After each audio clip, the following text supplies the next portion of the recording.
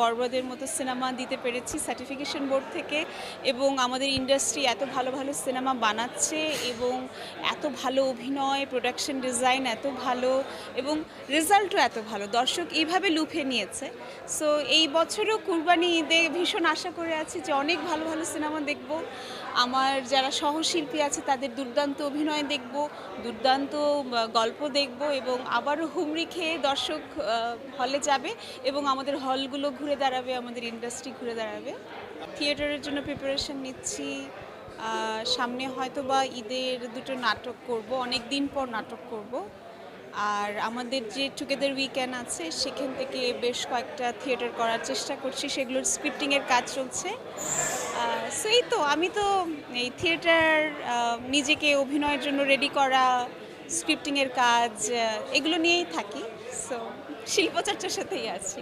এই সমবন্টন অধিকার এবং সমবন্টন তাদের মানে তারা আছে বলেই, মানে একজন স্ত্রী একজন পুরুষ আছে বলেই কিন্তু এই পৃথিবী চলছে। তো সেটা তো আমরা সবসময় জানি, কিন্তু সেটা যদি গুটি কয়েক মানুষ অস্বীকার করে এবং তারা যদি সেটা অপমান করার চেষ্টা করে, আমার মনে হয় তারা সেটার অপমানের অ্যান্সার তারা নিজের জীবন দশাই পাবে। কারণ তারা যখন একজন নারীকে গালি দেয় তখন সে তার মাকেও কিন্তু সেটা মিন করে, অথবা তার বোনকেও সেটা মিন করে, সে তার স্ত্রীকেও সেটা মিন করে। কারণ একজন স্ত্রী জাতিকে আপনি গালি দেওয়া মানে হচ্ছে নাকি সমষ্টিগতভাবেই সেটা বলা হচ্ছে। তো সেটা আমি ধিক্কার জানাই এবং এইটার সাথে কোনো মতেই আপোষ করা যাবে না। এবং অবশ্যই আমাদের দেশে এবং পৃথিবীর জুড়ে নারী সম অধিকারে বেঁচে থাকবে এবং জীবনযাপন করবে। দেখেন, এই 24-এর পর একটা জিনিস ভালো হচ্ছে যে সকল কিছু প্রকাশ্যে আসছে, আমরা সকলের চেহারাগুলো চিনতে পারছি এবং আস্তে আস্তে সেগুলো বেরিয়ে আসছে। সো এবং যে ঘটনাটার আপনি কথা বললেন সেটা তো অবশ্যই কোনোভাবে মেনে নেওয়া যায় না, অন্তত এই সময়ে সেটা আরও মেনে নেওয়া যায় না।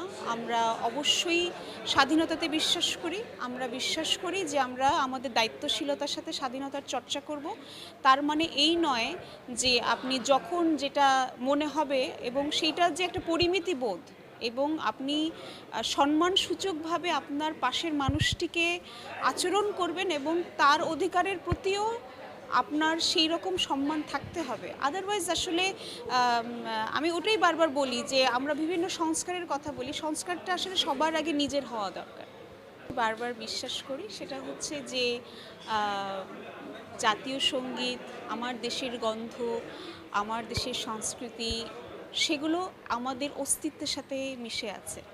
তো সেই অস্তিত্ব ধরে অনেকবারই তো অনেক সময় হানা দেওয়া হয়েছে, কিন্তু কেউ কিন্তু কখনো টিকতে পারেনি। হ্যাঁ, এবং কোনো মতেই কোনো গণহত্যাকেই মেনে নেওয়া হবে না, সেটা ৭১ হোক, সেটা ২৪ হোক।